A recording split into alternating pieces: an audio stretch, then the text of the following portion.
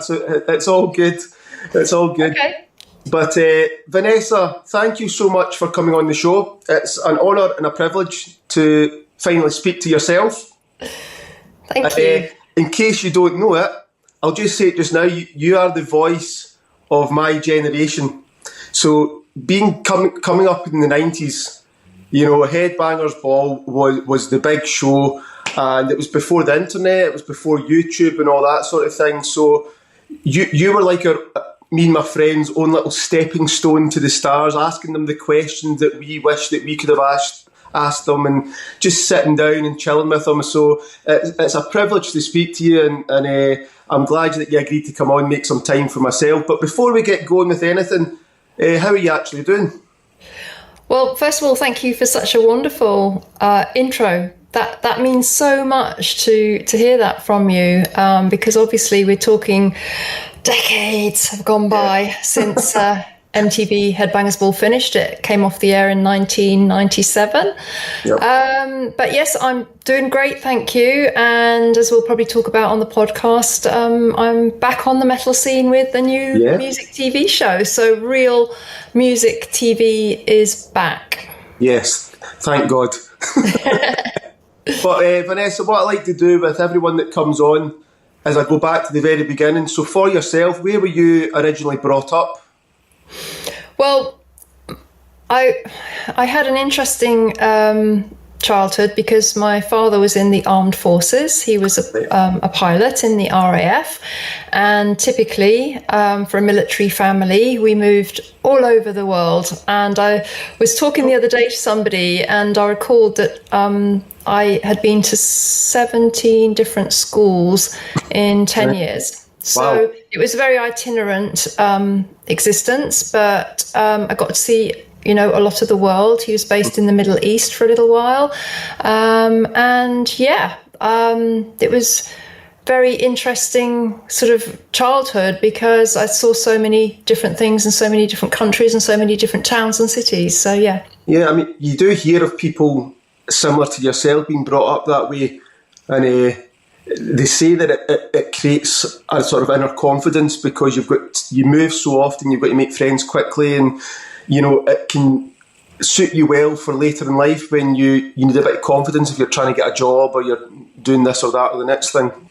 Well, exactly that, because, I was in a school for 6 months and then my dad got posted somewhere else and had to up sticks and move. So, I think it had its advantages. And, of course, there are always disadvantages with situations like that. I can't say that I regret any of it because the trail eventually led to me becoming a TV presenter. Yeah. So, everything, the stars aligned for me, which I'm forever grateful for. And see, when you were very young, were you into music from a very young age? Was that something that was introduced to you early on by maybe your parents? Not so much my parents, but friends. I first started listening to heavy rock and sort of fairly light metal when I was about 13 or 14.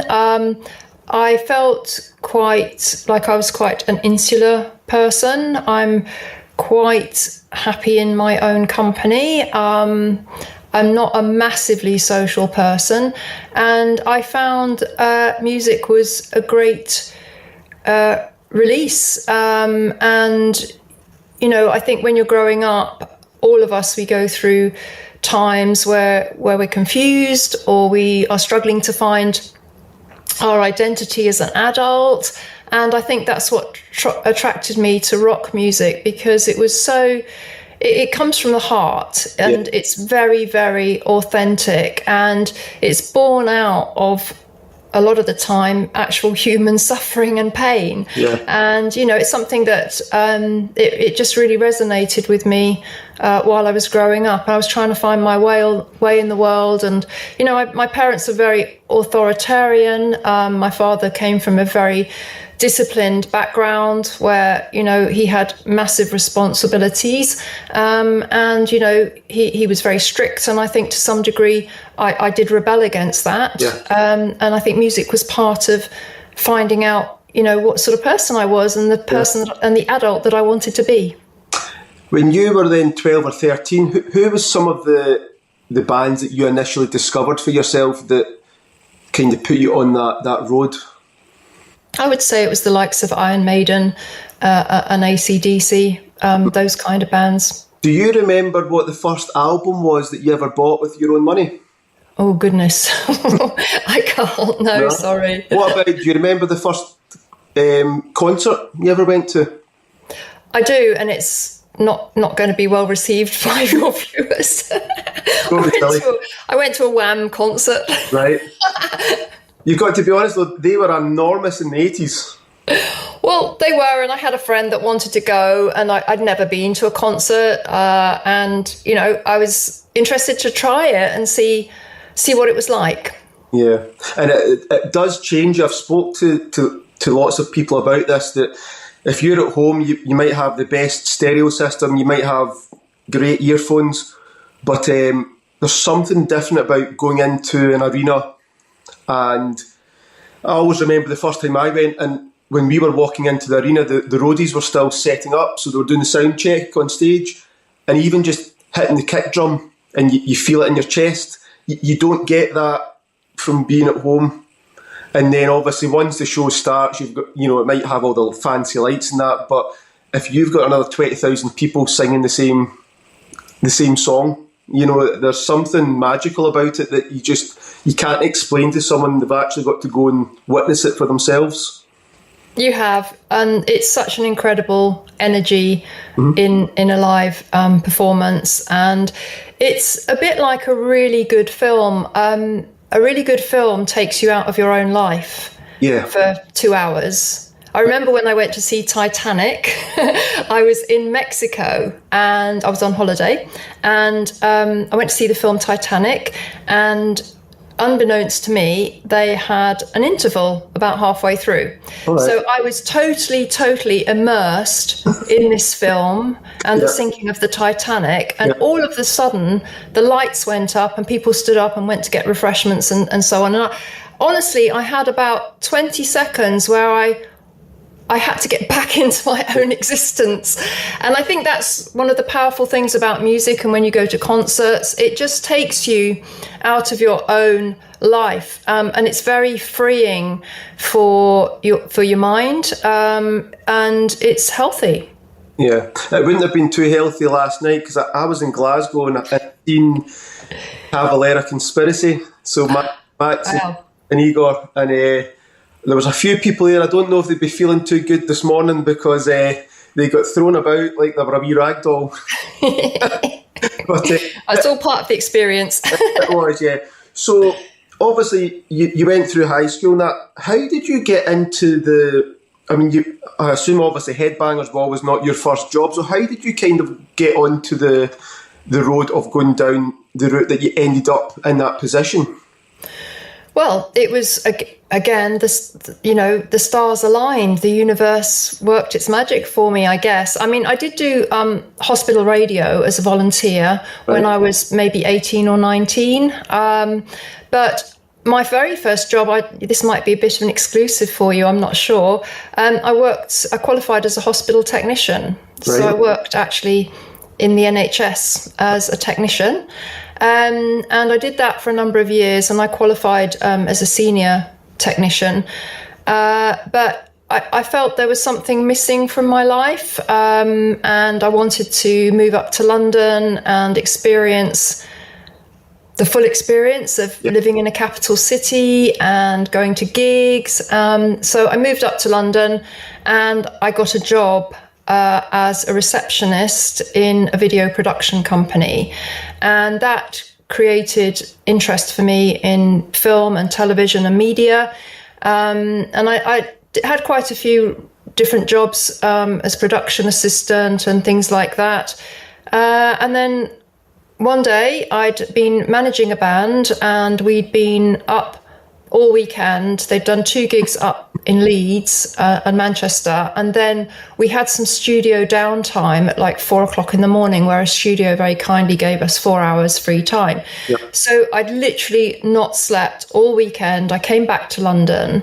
and I got a call. I was working for an agency. I got a call, and the lady said, "Oh, Vanessa, there's a 1-day job at MTV Europe to do some production assistant work. Do you want it?" Right. And I said, I looked out the window, it's pouring with rain. And I said, "Do you know what? I've just been up all weekend. I'm absolutely exhausted. I don't really want to go." And she said, "Vanessa, I'm going to insist that you go, because MTV's just started in London, and it's got a lot of opportunity there. And I think you'd really like it." Right. So thank God that she pushed me, because I did go. And at the end of the day, they said, "Oh, Vanessa, we really like you. Can you stay on for another 2 weeks?" Which I did. And then after the 2 weeks, I got a permanent position. I was originally the executive producer's assistant. And then when they started the very first metal show on MTV Europe, it was called MTV's Metal Hammer. Right. And I got the job as production assistant on that show. And then I just gradually worked my way up behind the scenes, and then I got the presenter job, and that was in 1989. Did you always want to go from behind the camera to in front of it, or was it just one of those things that accidentally happened? I think, I remember when I had my interview with the careers person at school, I said to her, "I want to be a cameraman or camerawoman." Yeah. And she looked at me and she was very shocked. And, in back in the day when I was leaving school, there were 2 streams. You either became a doctor, a dentist, a vet, a barrister, a solicitor, something like that, where you needed very heavy qualifications, or you became somebody's wife and you did domestic science and knitting. And that neither of those were for me. And, I kind of fell between the 2 streams. But, once I got up to London, it was a whole new world for me. And when I got to the MTV studios and started seeing how television was produced and seeing the stars come in and, working behind the scenes, it ignited a desire in me to go as far as I could. And I did like the idea of being on television. I mean, not many people wouldn't like the idea of that. It's a chance in a lifetime, a job in a billion. So I was very, very fortunate. And, I'm eternally grateful for it this very day. Who came up with the format of the show? Because what I liked about Headbangers Ball show was, if you pick any band, and especially nowadays, you type into YouTube the band name and interview, and they do a million interviews, and they sit in a studio and they ask, the same questions, they answer the same questions. Sorry.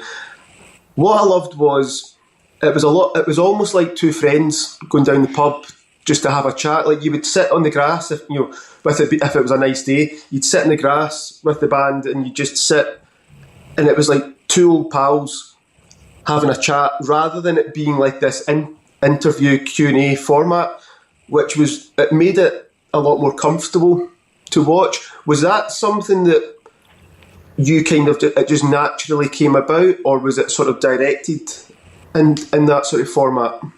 Well, that's the ultimate compliment to me that you said that. Thank you so much, because I wanted it to be like 2 pals having a chat. And I felt such a responsibility to the fans, because the fans know way more about their favourite band than I do. Yeah. And I wanted to be like a conduit to between the band and the fans, to help the bands express themselves fully and explain their music, their lyrics, their live performances, their videos. And it kind of actually went against the grain at MTV, because I was told in the beginning that a VJ is somebody who's nice to look at, who wears the latest fashions and,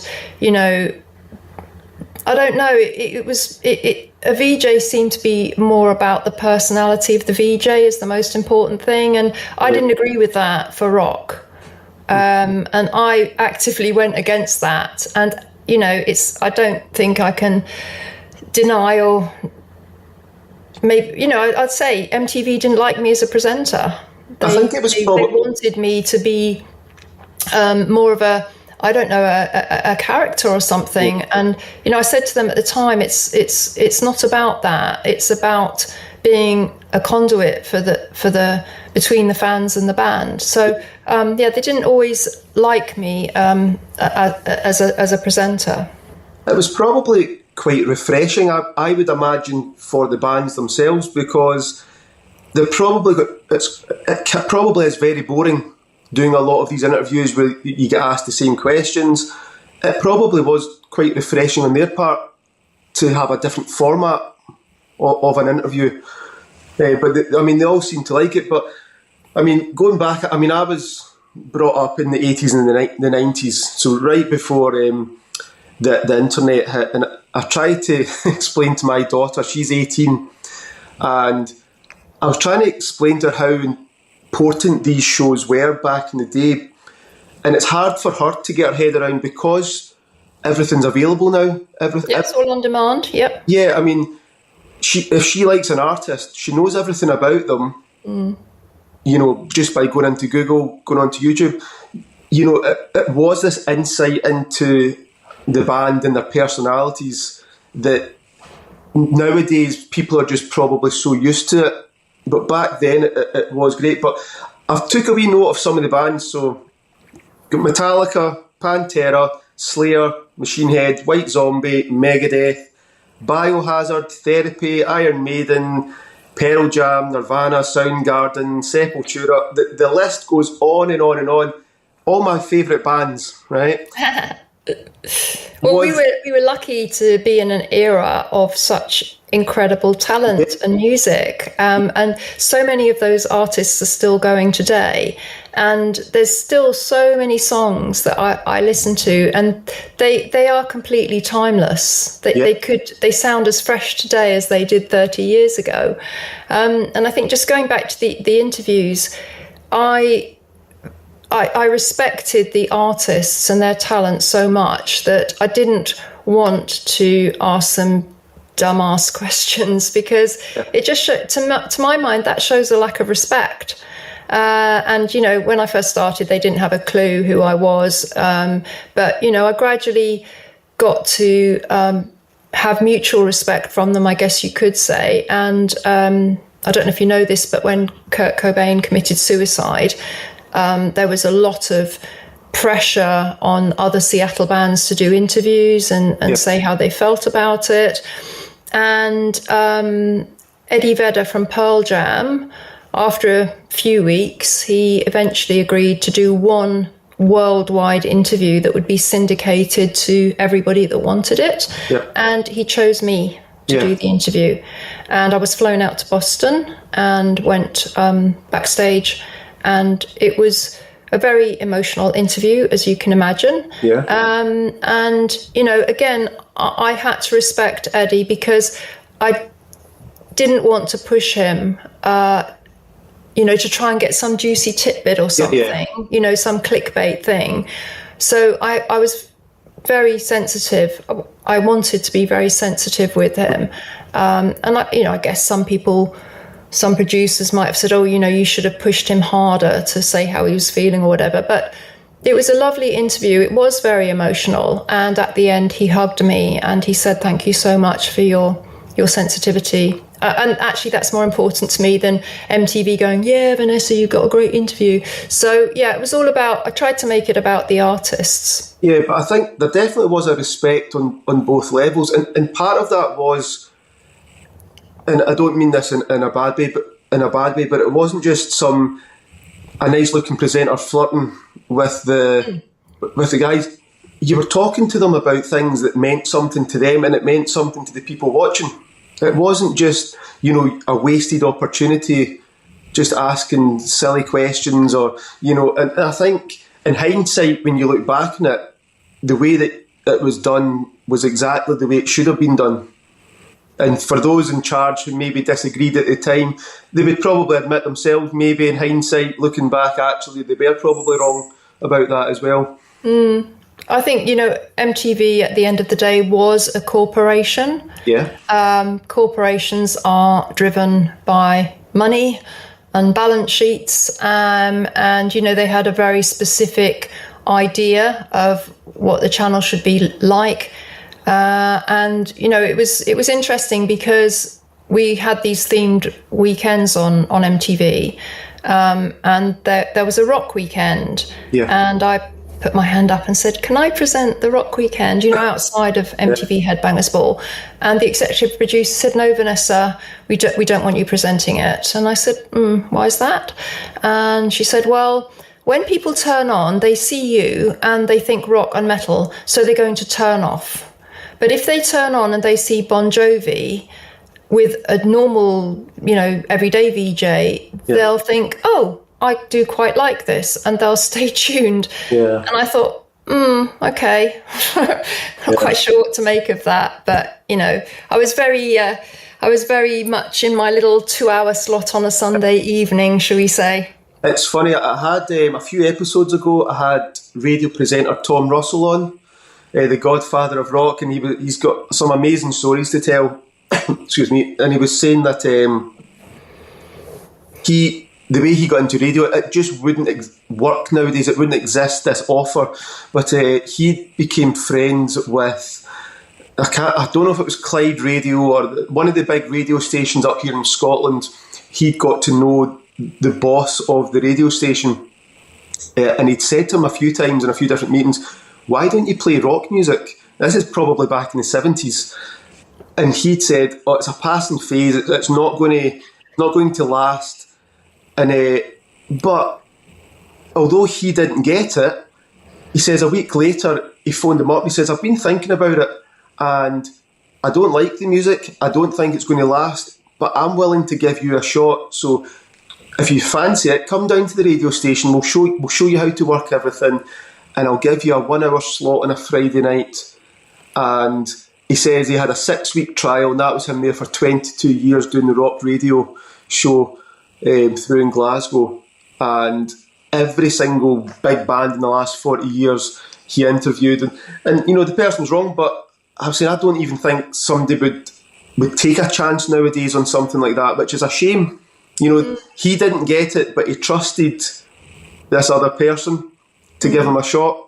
And I don't know, I kind of think with yourself, it's, the magic. I don't know if it's just looking back, but you kind of feel like, I don't know if it would work nowadays. It's just so different.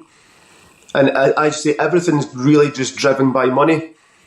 It is, and always has been. But I do think that the balance of power has shifted from the record companies and the media to the fans because of social media and platforms like YouTube and Spotify and Instagram and TikTok. And, fans are choosing the bands now. And rather than the record companies choosing who we would be exposed to, it's actually the fans getting behind a band and creating a groundswell of like a massive audience that is getting bands signed now. So there's many artists and bands around now that started out just with a following on social media, and they've come to the attention of the record companies through having a massive following, and they've got signed as a result of that. So, I think it has actually shifted more power to the fans now because they can, vote with their mouse which bands they like. See, of all those bands, I mentioned a lot of bands there. There's hundreds more, but who were some of the bands that, just for you personally, you were excited to meet, to get to interview? Was there particular ones that you were a fan of yourself? Oh, of course, there was. And, I tried not to show favouritism because my taste is different to everybody else's. And it wasn't, about my taste. It was about a reflection of what people wanted through album sales, through requests, through ticket sales, everything. So, there's so many artists that, it was such a privilege to meet. I would definitely say, bands like Sepultura, Machine Head, Korn, Deftones, those kind of bands, I was like massive fans of them. But I think I just loved them so much because they were just so authentic. Yeah. There wasn't anything fake about them. So I loved, even Poison were great fun to be around. Who else? Just so many. Kiss were fun. It's easier to say actually the ones that were kind of difficult than the ones that were. Oh, Skid Row, of course. We mustn't forget Skid Row. Hilarious. What I was going to say was, there's that saying of don't ever meet your heroes, because you'd be disappointed. And I'm not obviously looking for naming and shaming, but was there any that were disappointing to me, or were the majority of them actually just as people, when the camera was off, they were actually okay people, they were nice, normal? Yes, the vast majority of the bands and artists I met were absolutely lovely, exactly the same off camera as they were on camera. There were one or two who maybe were a little bit arrogant, and there were one or two who I felt I was a lot more enthusiastic about what they were doing than they were, which was interesting. But just people like Chris Cornell of Soundgarden, what a lovely human being, and so talented, and sadly no longer with us, as many are not. It's just a privilege to meet these people, and just spend a little bit of time and get to know them a little bit, and then of course to see the live shows as well while I was there. Aerosmith I had a lot of fun with. I went on stage with them at Monsters of Rock in Rio, and they allowed me to stand inside what was called their kabuki curtain, which was the transparent curtain that was on the stage, and then the curtain dropped down and they were suddenly exposed, if you like, to the audience, and they said, "Oh, come in the kabuki curtain with us." And I said, "Oh, can I bring the camera?" And they said, "Yeah, of course." And Steven Tyler painted like a little teardrop on my face, and he said, "Come on then." So I went in the kabuki curtain, and honestly, the noise was it was like an aircraft take a jet engine. It was so loud, and then this curtain dropped down, and suddenly I could see like 40,000 people. It was absolutely incredible. So, it's all very, very fun times. And I've started this new show on Stacks now, called Heavy Metal Heydays. And it's essentially taking a walk down memory lane to the kind of glory days of MTV's Headbangers Ball. But,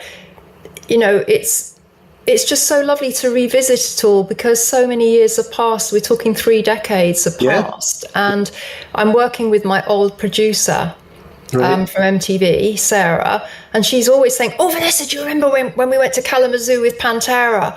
And I was like, "Oh yeah, of course, we had such fun." And I've got a segment in that show called Metal Memory, and every edition I just pick out one memory from back in the day, something that really, it's one of those stories that you'll tell at the bar every time, just funny things or insightful things or unusual things that happened. And so I do my Metal Memory segment, and I've just had my first 2 guests on the show. My first guest was Scott Gorham from Thin Lizzy, and my second guest was Biff Byford from Saxon. And when I met up with them again, the years melted away. Yeah. It was like, "Oh, Vanessa, how are you?" And we were straight back in. And the interviews I've done with them, I'm so happy with them. They're again, they are like 2 old pals talking to each other. They're very relaxed, and certainly with Biff, I think I saw a slightly different side to him, which I hadn't really noticed before. So, that's going from strength to strength. My previous show to Scott Gorham was downloaded 150,000 times, and that's in the Baltics, where it can be viewed, but it's now on Samsung TV. And I'm on episode 7 now. I've got Benji from Skindred as my next guest. And, you know, I hope to have, I've got Joey Tempest lined up. I've got hopefully Slash lined up. So, yeah, just going back to my roots, really. Yeah. And we're filming it at the Karma Sanctum Hotel in London, which is Iron Maiden's hotel. Don't know if anybody knows of it, but it's the most awesome rockin' hotel. All the bands stay there when they're in town. There's a bar and restaurant. There's an upstairs. There's a roof terrace with a jacuzzi, and you walk along the corridors and you'll bump into a famous face for sure. So I'm very much back in the swing again. You'd mentioned Pantera, and that's always a sad one because you know your likes of your Kurt Cobain, your Chris Cornell. I'm sure they were both great guys, but they obviously had their inner demons, and unfortunately, you know, that's what caused the end of them. The one with Dimebag's really sad because it was some other person that took it. You know, it wasn't his own doing. You know, he was still on stage rocking out, just loving life, and I'm sure he's still been rocking to this day. He would. It's absolutely, it's just incredibly sad. You know, it's heartbreaking, and then obviously Vinny as well.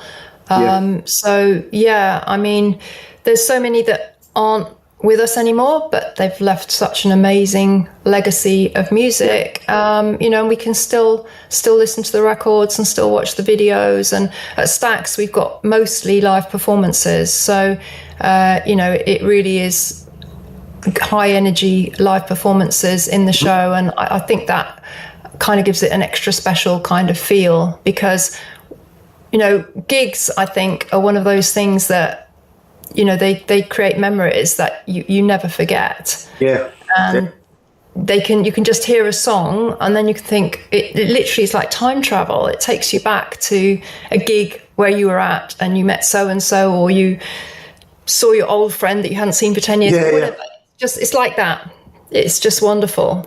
What's the reason for coming back to it now? Was it just the right opportunity? Was Stacks the right avenue for you to go down? Was it just as simple as that? Yeah, I'd never really thought about it. You know, it's so long ago and so much has changed. And, you know, I didn't really think I could be relevant again. You know, let's be real. You know, I'm old enough to be somebody's grandmother now. And I'd never really thought about it. I'd obviously changed direction, as many of you know. I got into property investment, and my husband and I co-founded what is now the biggest landlord and property investor community in the UK. Yep. So we have this business. I do a lot of consultancy in the property sector. You know, the government, I've done government consultations and things like that. I won Influencer of the Year at the Property Press Awards in 2022. So I've kind of very much got into another sector. And then, you know, completely out of the blue, the executive producer at Stacks got in touch with me, probably about, I don't know, 8 or 9 months ago, maybe a bit longer, and said, Vanessa, we're going to do this rock show. We'd like you to present it. You'll be our first ever presenter. Right. And I thought about it for a nanosecond. I went, yeah, I'm in. And then we had another meeting and we worked out the format of the show. Yeah. And discussed all of the kind of production elements of it. And I asked if I could bring my old producer from MTV back in, because she's still 100% immersed in the scene. She can get any guest that we want. Yeah. And they agreed. So, you know, we've just dived in, and it's just going from strength to strength. It's currently once a month, but, you know, if it continues to do well, it may move to twice a month. And there's another show that I might be presenting on Stacks as well. So, you know, it's very exciting times. And it's, like I say, it's just great to be back. I've met so many of my old colleagues from MTV as well, because they've been coming to the venue with guests and whatnot. So, you know, again, just hooking up with friends from way back in the day. Yeah. Some would argue that you should maybe never have went in the first place, but obviously you've had a successful year with the property side of it, and then, as you say, you've came back to this as well. But we've obviously been talking a lot about the music, so we're going to end things on a few fun questions for you. So, Vanessa, imagine you've got a time machine. You can go back in time, anywhere in the world. What's the one concert that you wish that you could have attended? Oh my God, that's just a very, very difficult question. Big or small? That's really hard. I probably would have liked to have gone to Woodstock and maybe experience that. Yeah. Because that was the birthplace of many great bands. Yep. And I think it was a real kind of, you know, forerunner in concerts. It was a moment in history. Yep. And very much about freedom of expression, which is very much part of what music's about. So, yeah, I would probably go back to a Woodstock. Okay. As you know, there is millions and millions of amazing songs that have been recorded over the years. What's the one song that you would like to have maybe been sat at the recording desk watching them record it in the studio? Wow, that's a tough one. I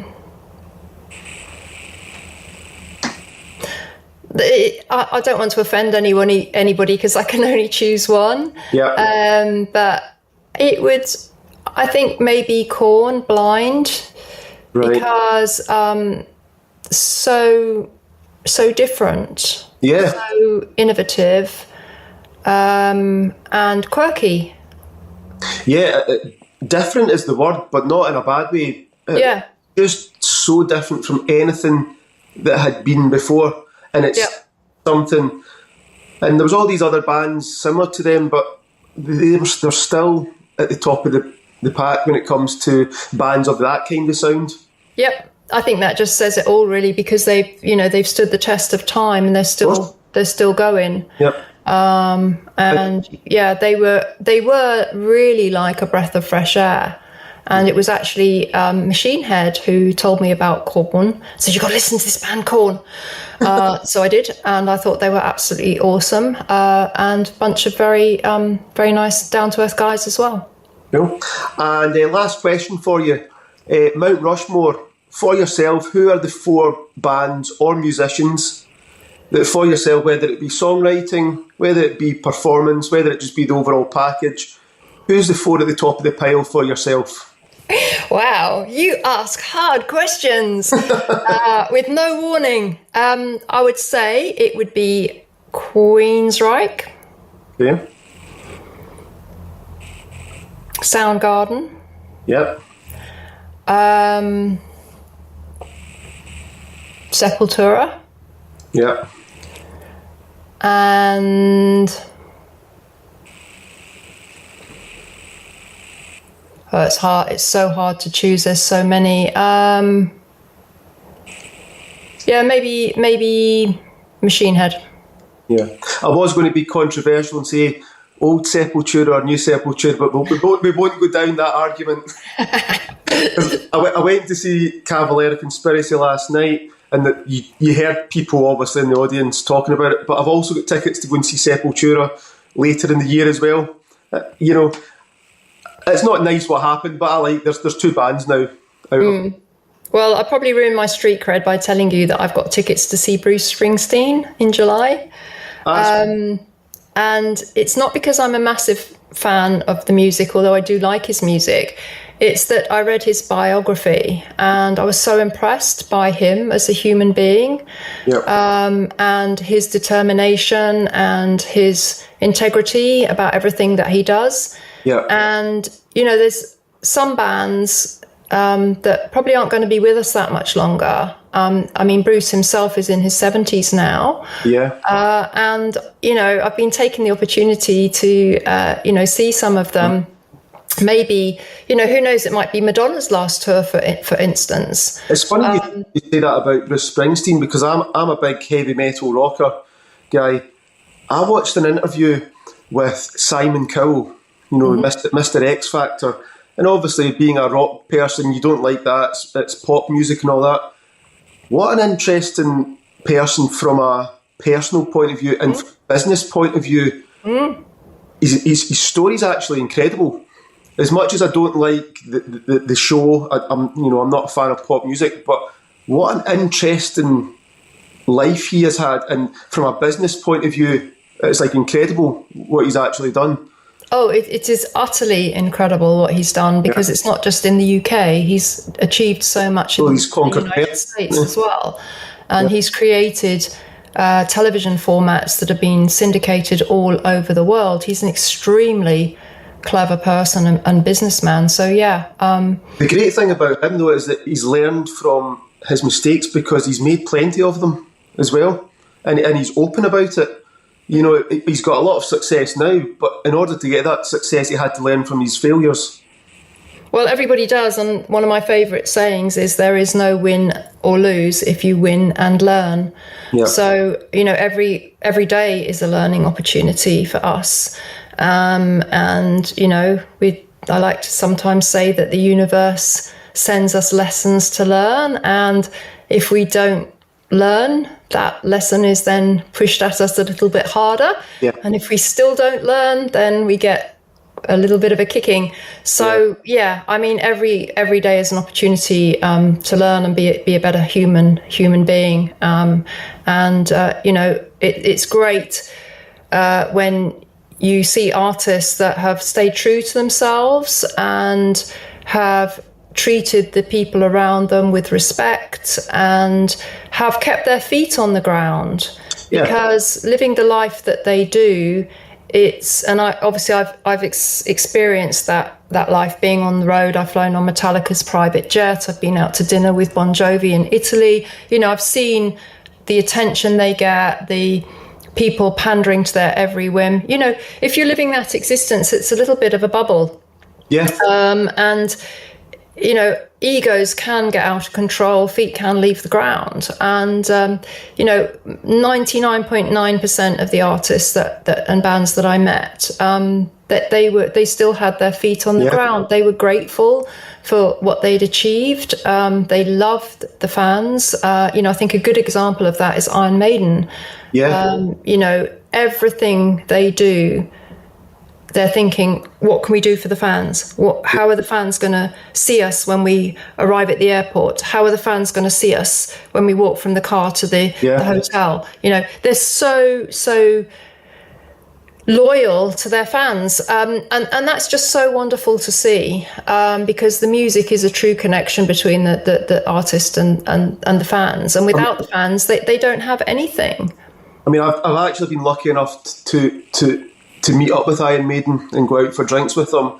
And as you say, this was probably back in, it was maybe 20 years ago now, but I mean, you know, just as, you know, one of the top bands, and they were the most normal guys you would ever meet, and chatting away to you on the same level, you know, just about everything, anything. But Vanessa, thank you for coming on. It's been an absolute pleasure speaking to you. For anybody obviously looking up your Staccs TV, stackstv.com. Yeah, Staccs TV and Staccs.com, and it's also on Samsung TV as well, and it is available in the UK. It was launched, I think, at the end of April or May, so very recently launched into the UK. So you can watch it if you're in the UK on Samsung TV, or you can go on to Staccs, and I think it's going to be available in the UK at the moment. I think it's just in the Baltics, but it's growing all the time. Staccs signing up new deals and new platforms, so hopefully it will spread again. Yeah. So everybody needs to check it out. But until then, thank you for coming on. It's been a pleasure speaking to you, and I wish you all the success with the new venture. Oh, well, thank you so much, Iain. I've really enjoyed talking to you, and you had some great questions, and you're a really great interviewer. It's just lovely to talk to you and hear of your sort of stories as well. So thank you for asking me on, and keep it heavy. Until next time, thank you. Cheers. All right, bye.